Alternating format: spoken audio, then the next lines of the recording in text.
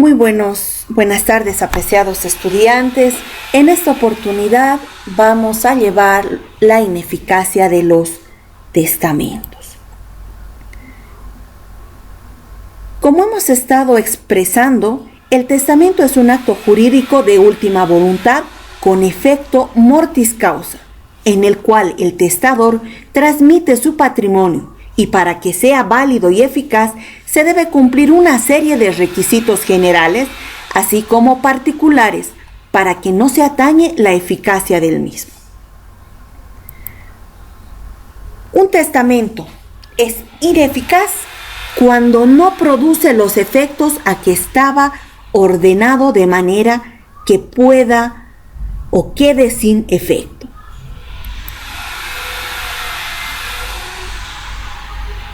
Existen tres causas legales que vuelven ineficaz a un testamento y son la nulidad, la revocación y la caducidad. La nulidad hace referencia cuando se carece de valor, es decir, falta una eficacia porque implica un defecto o vicio concurrente en el otorgamiento del testamento para que tenga validez y lo vuelve inválido.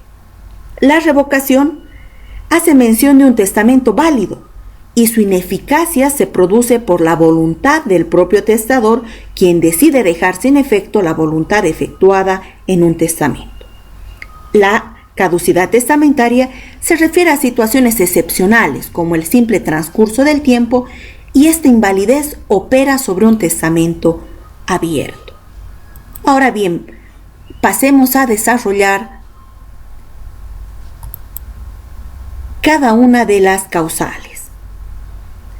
La nulidad, en términos genéricos, supone la carencia de un valor legal o la falta de eficacia en un determinado acto jurídico y es considerado no cedido por contraer un vicio, un defecto constitutivo que va a impedir la producción del testamento. Es decir, que va a derivar de la ausencia de los requisitos establecidos de ley. Es nulo un testamento cuando éste ha sido otorgado sin tener en cuenta las condiciones de forma y de fondo y afecta su validez. Es en esta situación que podemos hablar de vicios sustanciales de la legalidad con relación a los sujetos de la sucesión, como es el testador y los beneficiarios del testamento. También se toma en consideración al objeto y la forma, y a qué debe el testamento, ya que se constituye un acto jurídico de carácter formal y solemne, pregunta de examen. Y una nulidad va a quitar esa efectividad jurídica sin importar la época en la que se hubiere fallecido el testador. ¿Cuáles son las clases de nulidad establecidas en nuestra normativa civil? Están de forma, de fondo, total o absoluta, parcial o relativa. ¿En qué consiste la nulidad de forma? Esta nulidad se origina cuando no ha cumplido los requisitos formales expresamente determinados por ley, tomándose nulo de ese modo el testamento entero. Cuando hablamos de testamentos cerrados o abiertos, debemos verificar si fue hecho con la concurrencia del número de testigos exigidos por los artículos 1127, 1132 y 1133 del Código Civil. También cuando falta la firma del notario o de algún testigo y hacen en el acta o la cubierta del testamento cerrado, o en el protocolo de un testamento abierto.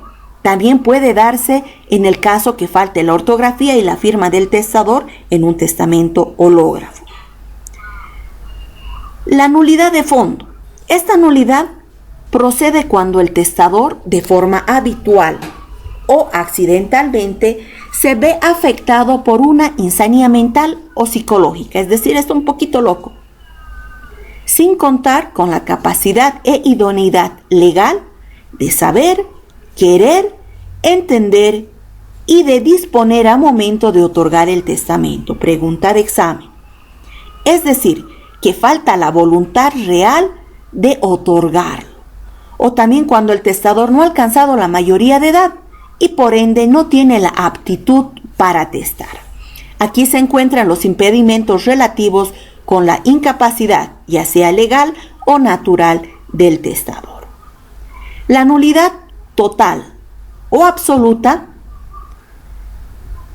afecta la eficacia del testamento, es decir, el acto jurídico testamentario en su integridad procede cuando el testamento ha sido otorgado bajo violencia física, moral, por error de la persona o al señalar el bien, también cuando se obtuvo el nombramiento con fraude, dolo y de esta forma el heredero hubiera resultado incapaz para suceder. El artículo 1207 en su parágrafo primero hace referencia a la ausencia o la violación de las formas que se efectúan al otorgar un testamento, lo que conlleva la nulidad absoluta del acto testamentario. Y la parcial o relativa, que esta nulidad no afecta al testamento entero, sino a determinadas cláusulas que afectan o son contrarias a disposiciones legales, como será el caso de instituir herederos a quienes están incompatibles para suceder, como lo son los tutores, los notarios, los testigos, el fideicomiso. En tales eventualidades, la nulidad solamente va a afectar a las cláusulas de los nombramientos. ¿Cuáles son las causas de nulidad y anulabilidad? Podemos agrupar en tres causales. La primera, referida a la inobservancia a los requisitos de forma establecidas para otorgar el testamento. Por ejemplo, en un testamento cerrado, el notario no intervino o se hizo sin la concurrencia de los testigos. En los testamentos cerrados u hológrafos, cuando el testamento no lleva firma y rúbrica del testador. En estas circunstancias es que el testamento va a afectar de una nulidad absoluta total. La falta de capacidad, la segunda, la falta de capacidad en el testador, como ser el caso de un menor de edad o encontrarse con una incapacidad mental. En estas causales también se encuentran los requisitos que se debe tener en cuenta cuando se instituye una persona como heredero. Y la última, las causales de nulidad relativa o parcial, que se encuentran en dos situaciones. Al instituir herederos a quienes están incompatibles para suceder y como indicamos con antelación, se tiene al notario, al testigo testamentario, el médico, el abogado, que lo han atendido al momento de testar, y otros casos de incapacidad para recibir testamentos, algo que ya vimos en clases pasadas, salvo que sean herederos testamentarios y estos sean herederos forzosos, o cuando contiene condiciones ilícitas imposibles que no se pueden constituir. Por ejemplo, instituimos herederos siempre y cuando vaya y produzca una fábrica de narcóticos. Eso es algo imposible y esa es una causal de nulidad. Ahora bien, ¿cuáles son estas causas particulares para dejar inválido nuestro testamento? Existen 5 circunstancias como los dedos de su mano que se deben acordar. El artículo 1158 del Código Civil habla de un defecto de causa consistente en el error en la persona o sobre el motivo ilícito al instituir el heredero. La segunda, como ya habíamos hablado anteriormente, en defecto de forma referente a la capacidad del testador, teniendo en cuenta las limitaciones previstas por el artículo 1118, 1119 y el artículo 1122 del Código Civil. La tercera, la falsedad del testamento, como prevé el artículo 198 y 199 del Código Penal referido a la nulidad del testamento. La cuarta, el error, el dolo, la violencia, ya sea como vicio de voluntad o ilicitud, o la imposibilidad de cumplir una condición impuesta o con una carga prevista en el artículo 1164 en su parágrafo 1 y 2. Y la última, la falta de certeza de la persona que es instituida como heredero, lo que hace anulable al testamento y está normado por el artículo 1150 en su parágrafo 1.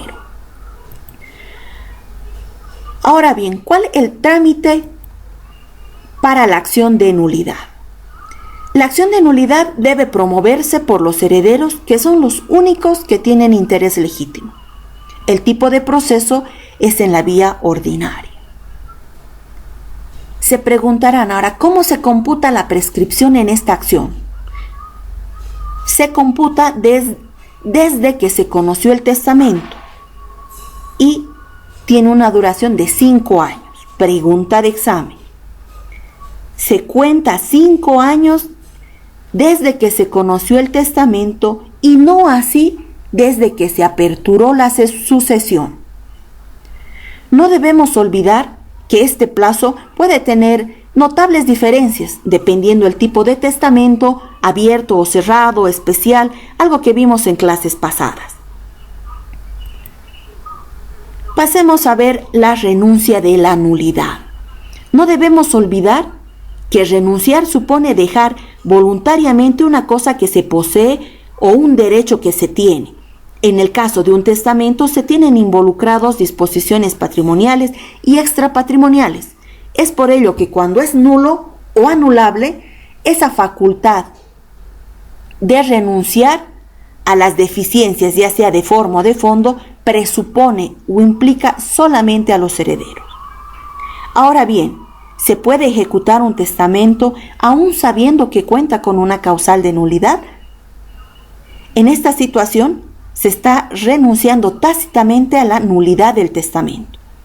Esto deben tener muy en cuenta porque en la materia sucesoria sí procede, a diferencia de la materia civil,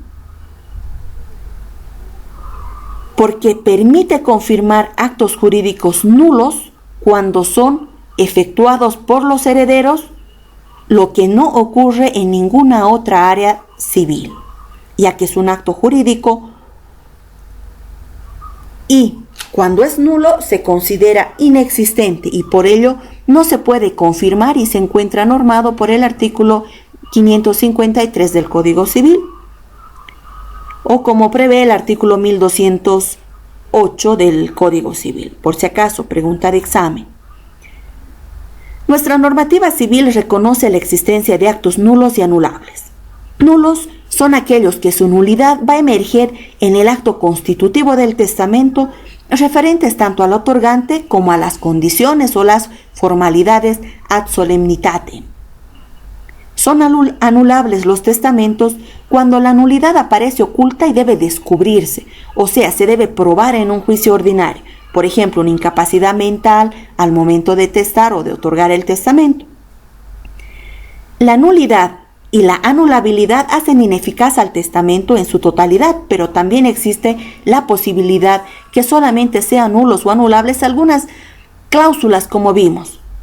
El artículo 1207 del Código Civil hace referencia que un testamento es nulo cuando se otorga sin las formalidades previstas por ley o sin cumplir requisitos de fondo exigido en el testador. Ahora bien, una nulidad puede afectar solo algunas disposiciones del testamento, siendo válidas las restantes. Este artículo cuenta con jurisprudencia nacional y existe criterio doctrinal sobre este aspecto. Por ello es fundamental que ustedes dominen lo explicado y es pregunta de examen. Pasemos a la segunda causal de ineficacia, referida a la revocación. Revocar el testamento es sencillamente cambiar un testamento, y ello por cuanto la voluntad de una persona puede cambiar a lo largo de su vida. Solo puede hacerla el mismo testador. El artículo 1209 dispone la facultad revocatoria, lo que permite revocar su testamento cuantas veces quiera, sin que alguna persona se lo pueda impedir, ya que la renuncia o restricción de ese derecho no surtirá efecto alguno. ¿Cuáles son las clases de revocatoria. El artículo 1210 estipula que existe una revocatoria total o parcial y expresa o tácita. ¿Cuándo es total? Cuando se refiere a todo, es decir, se retracta la integridad del testamento. Parcial afecta a una o más cláusulas del testamento. Es expresa, es decir, que existe una declaración personal y a través de un acto notarial específico en el que se deja sin efecto el testamento anterior. Y tácita.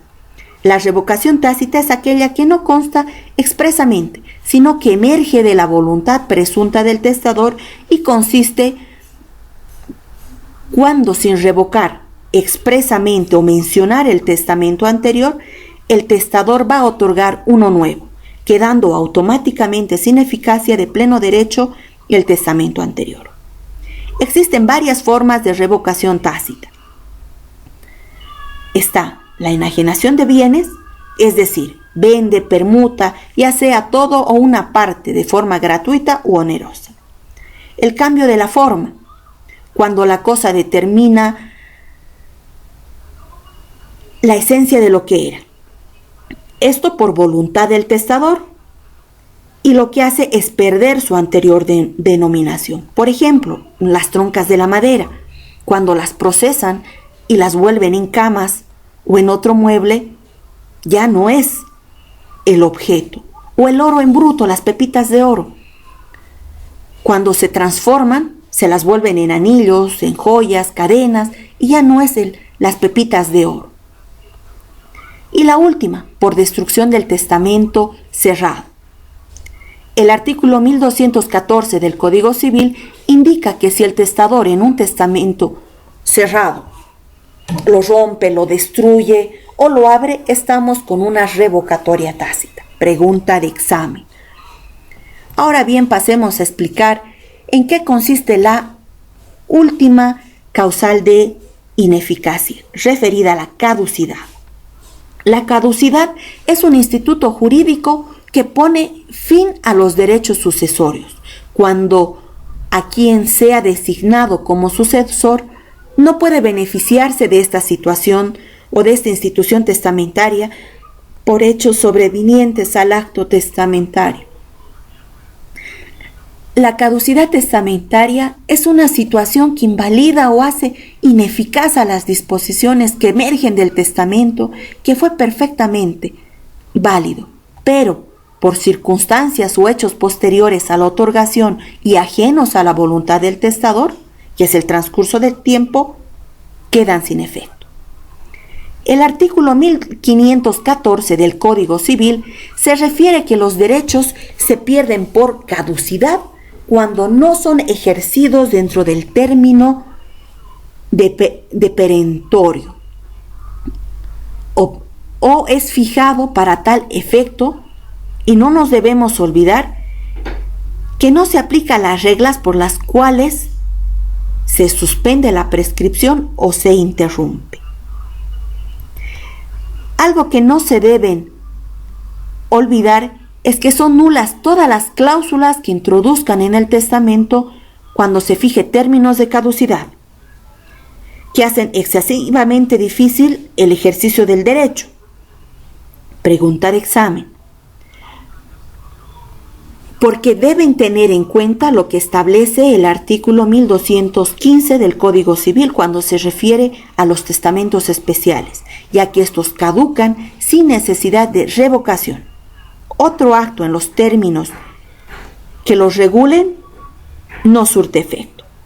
Solamente la caducidad va a producirse por el efecto del Ministerio de Ley, sin necesidad de otras formalidades. Ahora bien, ¿cuáles son las causas de caducidad? Tenemos 4 causas de caducidad. La premoriencia del sucesor antes que el testador o la pérdida de la capacidad, como prevé el artículo 1216 del Código Civil, o renuncia del instituido heredero o legatario. A quien renuncia se lo tiene como si nunca hubiera sido heredero. Esto está establecido por el artículo 1022 del Código Civil, no se olvide. La muerte del instituido legatario antes del cumplimiento de la condición interpuesta o la carga. La tercera, la pérdida o desaparición de la cosa que es el objeto de la institución, mismo que está normado por el artículo 1218 del Código Civil. Y no debemos olvidar lo que establece el artículo 1215 del Código Civil cuando establece un plazo previsto para los testamentos especiales, algo que ya vimos en clases pasadas. Recordarán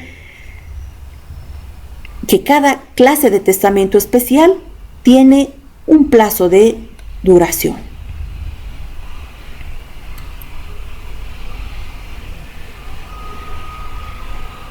¿Cuáles son las clases de caducidad?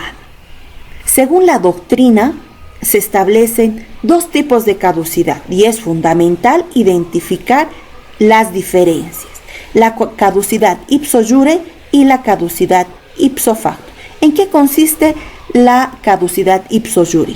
Es aquella que se produce por el Ministerio de la Ley, es automática y radical, no necesita de formalidades, tal como acontece con los testamentos especiales, que su validez ya está determinada en un plazo de tiempo específico.